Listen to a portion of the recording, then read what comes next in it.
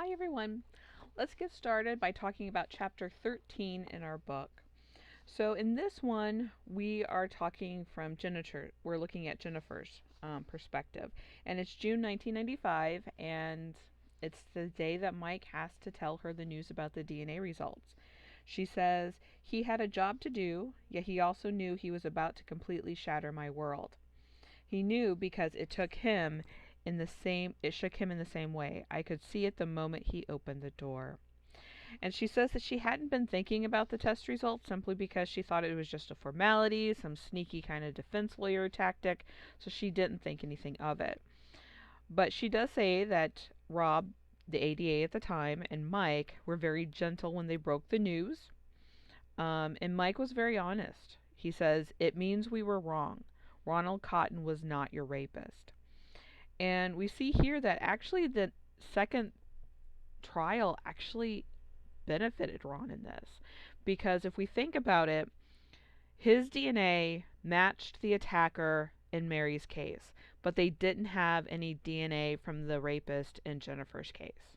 So if he was trying to appeal and do the DNA testing for the original trial, the first trial where it was just Jennifer's case, he wouldn't have gotten released and exonerated because there wasn't going to be able to be a DNA test.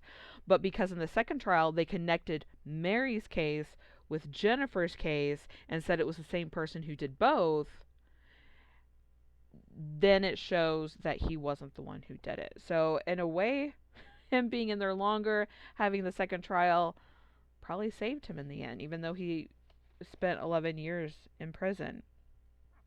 Mike explains that they had gone and interviewed Bobby Poole. He knew details about breaking the light at your back door, about holding a flashlight in Mary's face, what you both were wearing, details only the person who attacked you could know. And then they said that Poole kept denying everything, but when he was told the DNA evidence identified him, he finally confessed and provided details about the crimes that assured us he was the perpetrator. And then on page 213, we start seeing Jennifer's reaction to that. She says, "Blood roared in my ears, an ocean of confusion crashing down on me, muffling their voices. Their faces searched mine, intent on discerning my emotional state." And they tell her it's not her fault. We all made a mistake here. But she says, "It felt like everything I staked my life on, how I made sense of what happened to me, suddenly fell through a trapdoor. Silently I berated myself. It meant I had screwed up. How could I have been in the same room as my rapist and not recoil? I didn't even recognize him. I had brought disgrace upon Mike's investigation and the whole Burlington Police Department. What did he think of me now?" So here she has built a foundation, and remember, she was 22 when this happened. So those 11 years, those were the majority of her adult years that she's built this foundation, this world of saying, this is what happened to me, this is who did it. And now all of that just comes crumbling down. So for her, this is a very big shock, and how is she supposed to deal with all of this? And they say that they are going to release Cotton as soon as possible, because they don't want him spending any more time in there.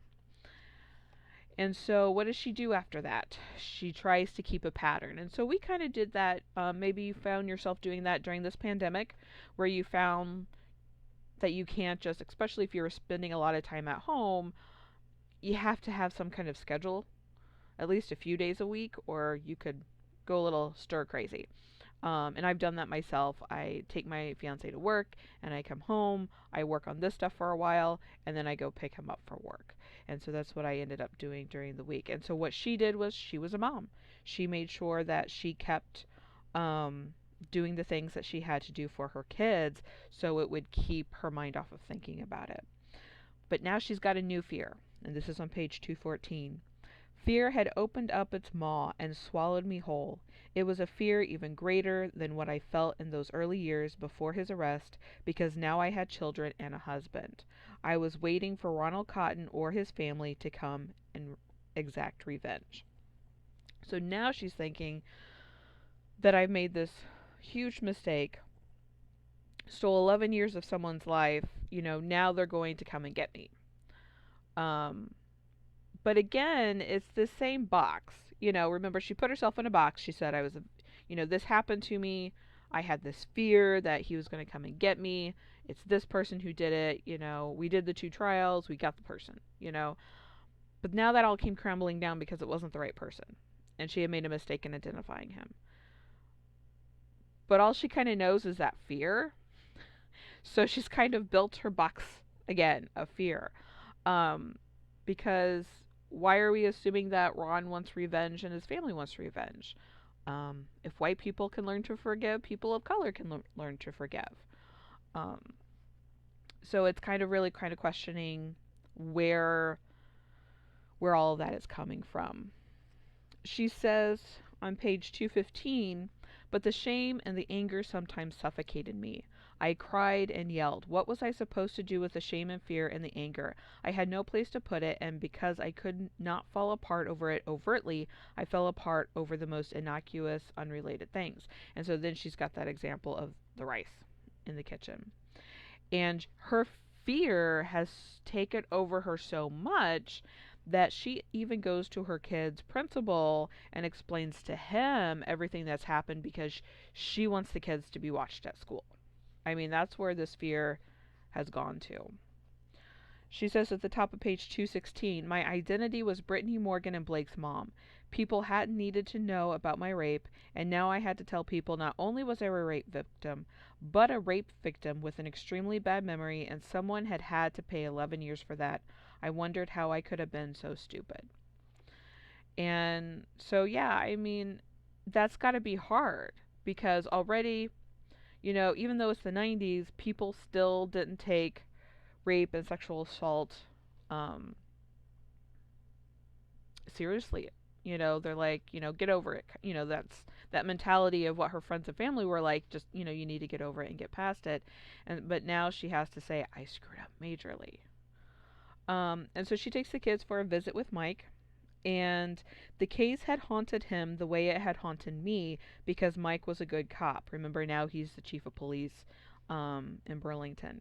He told me he had been through the investigation file several times trying to figure it all out if there was a place where he had screwed up. He wanted to make sure it never happened again. And that's very important because in our society, people don't like to admit when they're wrong. They don't like to admit when they've made a mistake. They don't like to apologize, say, I'm sorry. I mean, think about how many people, friends in your life, who they just can't say sorry, even when they screwed up, even when it's a really bad thing and it's really obvious, they still can't say, I'm sorry. And so, if you know people who are like that, there are people in the criminal justice system who are like that as well. And to see Mike here say, I need to find where I screwed up. I don't want this to happen again. That's important because hopefully that'll keep someone else from getting wrongfully convicted. And so when we saw in the last chapter 12, Rob, the ADA at the time, give Ron an apology on behalf of the state of North Carolina. That's important. It's important to recognize those things and not just brush them aside.